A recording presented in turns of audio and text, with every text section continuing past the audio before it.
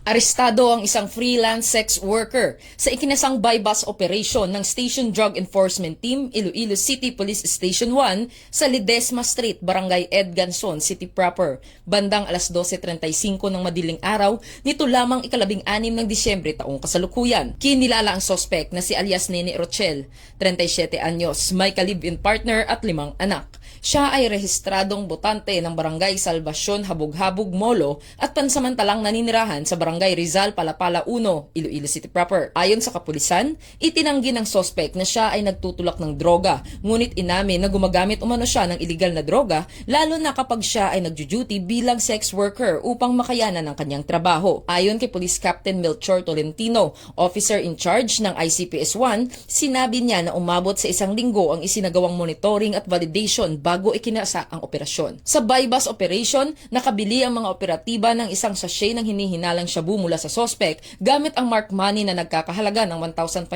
pesos.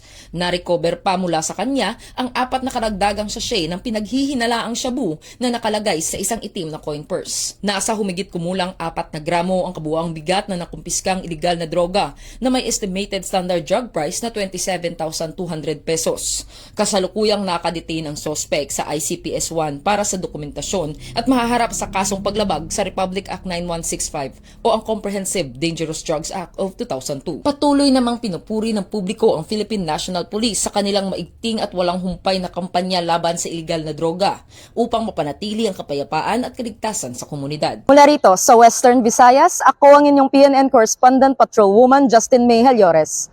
Alagad ng batas, tagataguyod ng balitang pulis.